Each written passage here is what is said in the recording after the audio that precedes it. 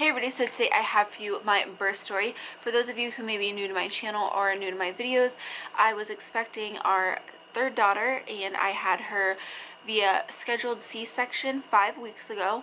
I did want to say really quickly, I have gotten some flack on a couple of my previous repeat scheduled C-section videos, and I just wanted to say, if you're not going to be supportive or you're going to leave a nasty comment, you might as well just leave this video right now. This video is made exactly for the same reasons the other two were made, and that's to help moms who are going to have a scheduled C-section or even a repeat scheduled C-section. So if you're not going to find this video helpful and, you're just going to be more offended than anything, then just leave, because I'm just making it for mamas to be helpful. Okay, so I've been talking for a little bit and I'm just going to throw this random tidbit in somewhere because I forgot to mention it in the beginning of the video. Mommy brain. But my hospital gives gentle C-sections, which I didn't even know this was a thing. I thought the way my C-sections went is how they normally go, but I wasn't correct in that.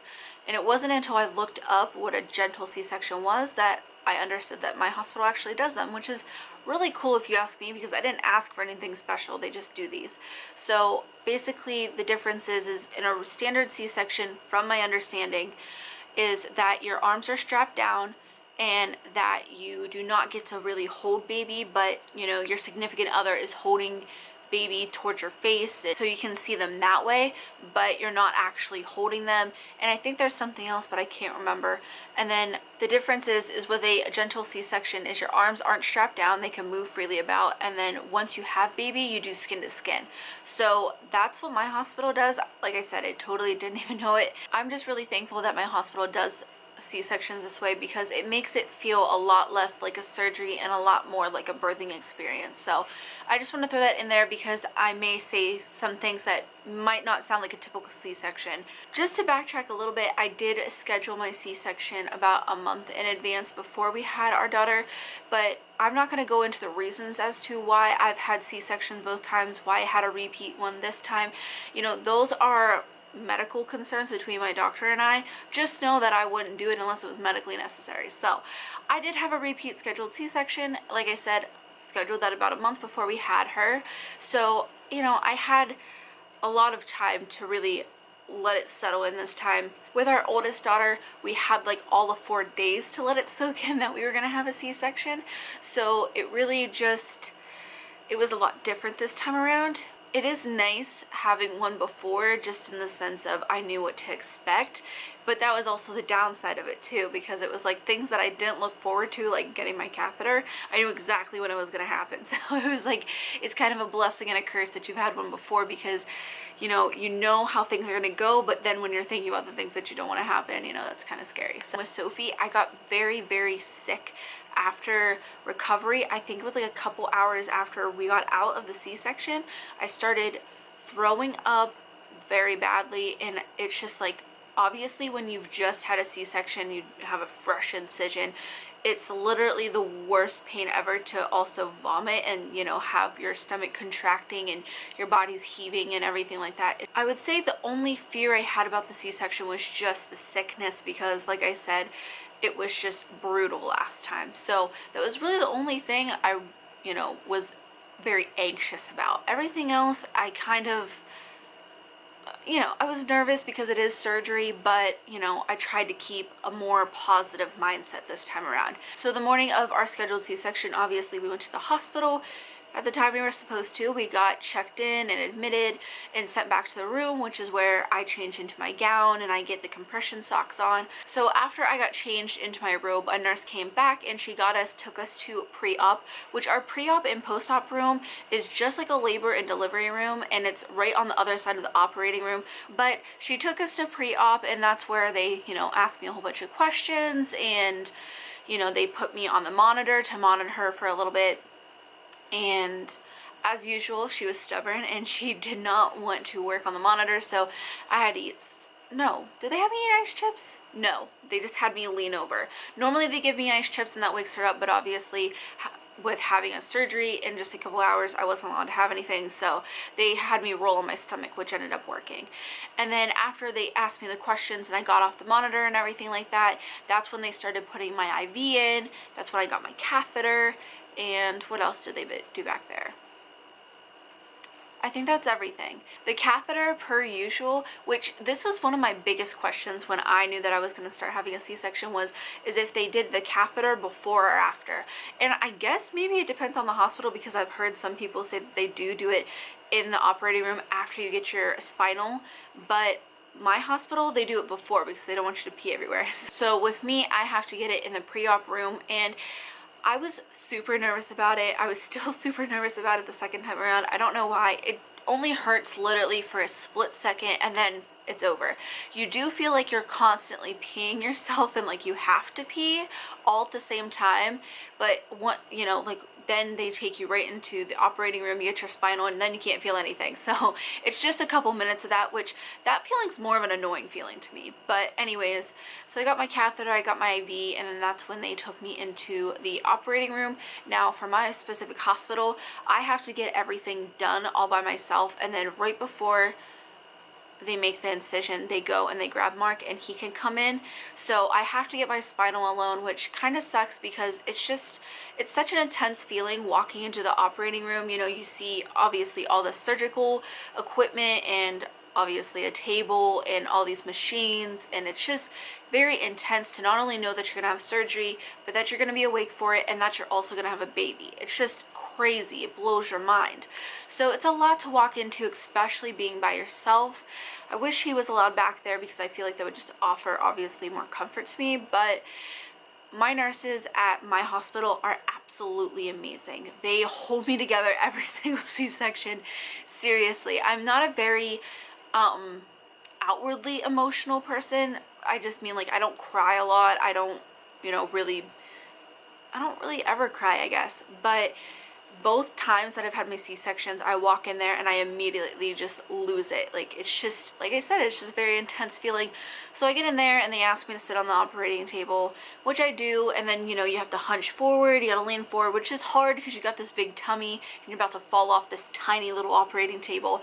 But a nurse, no, it was a different nurse, but the nurse who actually helped me get my spinal the first time was in that room. So it was nice to have a familiar face, and like I said, all my nurses were super, super nice. But yeah, they just held me and they made sure that I didn't fall off that table. They let me lean into them, and halfway through my spinal, I started feeling really sick and really nauseous, which was different because last time I didn't.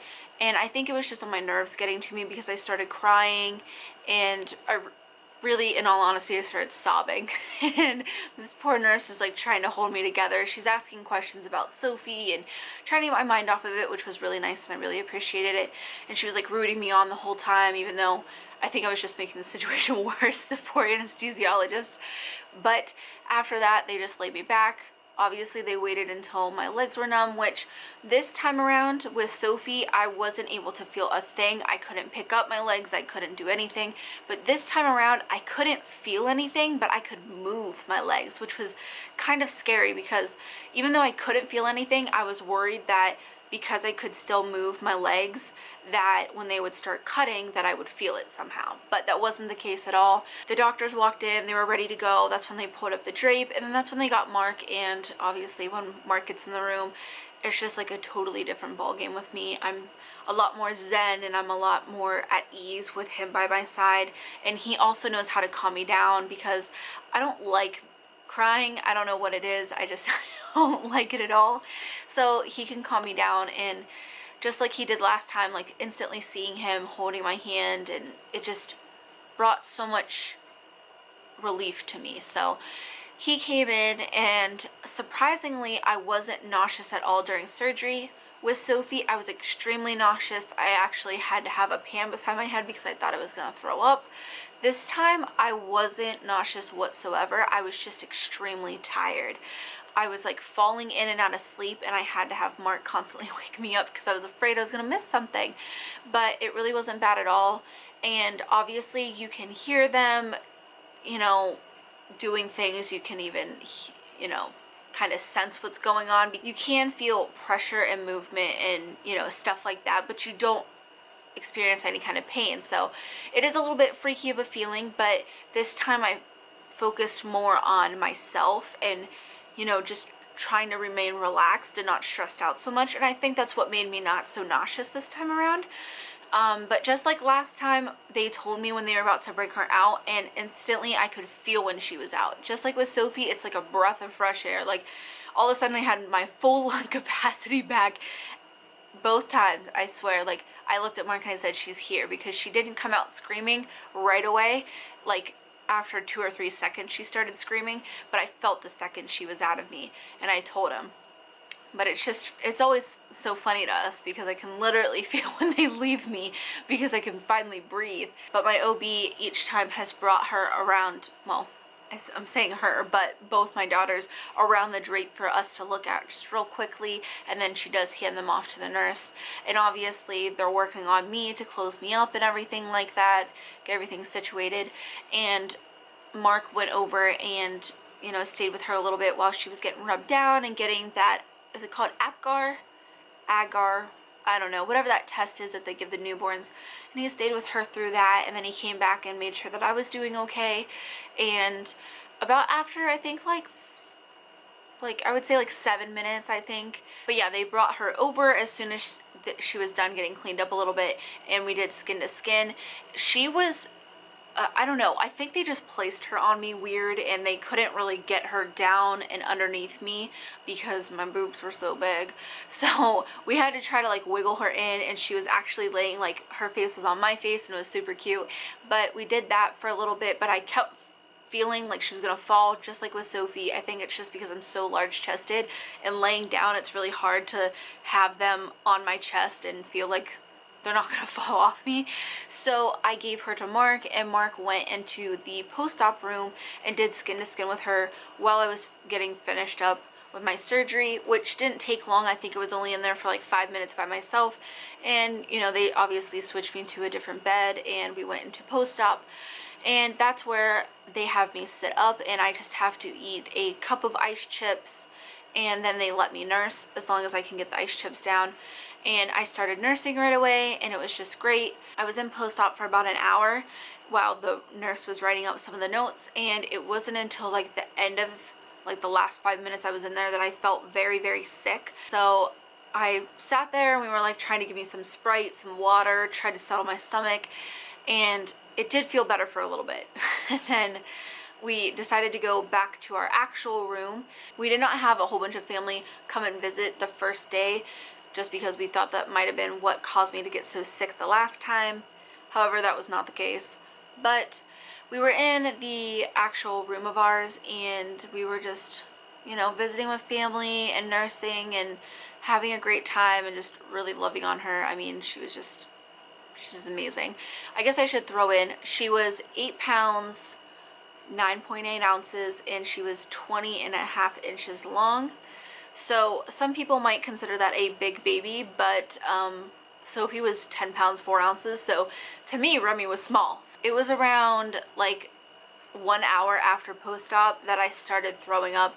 This time I threw up like 5 or 6 times. It was awful. There was a couple times where I was just dry heaving because I didn't have anything left to give, and it was just awful. By the last time, I was sobbing in between throwing up because I was just in so much pain. My incision hurt so badly from it, because I recover really quickly from the epidural. I know some people say that it lasts a long time, but for me, it's like as soon as I'm out of surgery, within an hour I'm feeling sensation in my legs, and like I could feel just so much pain at my incision site from all the vomiting, and it was just, it was so bad. But I think what it might be, because, you know, Mark and I have like rattled our brains trying to think of what was causing it. I think it just might be all the pain medication on an empty stomach.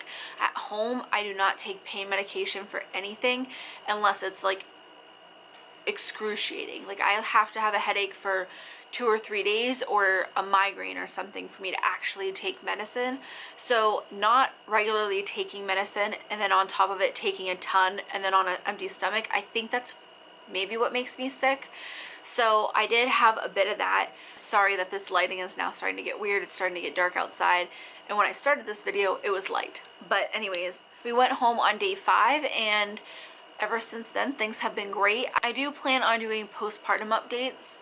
I'm not sure about baby updates, just You guys can let me know if you'd be interested in those, just because I don't plan on showing Remy, and I don't want to like tantalize you guys with talking about her but not showing her to you guys. So let me know if you'd be interested in that. But I do have my 6-week postpartum appointment coming up. I almost said update, but I have my appointment coming up this coming week, so I am going to update you guys when I get back from that. And so far everything's been going good, but yeah, I just wanted to share with you guys how little Miss Remy came about into this world. She has just been so amazing. She is completely, I feel like 180 degrees different from her sister.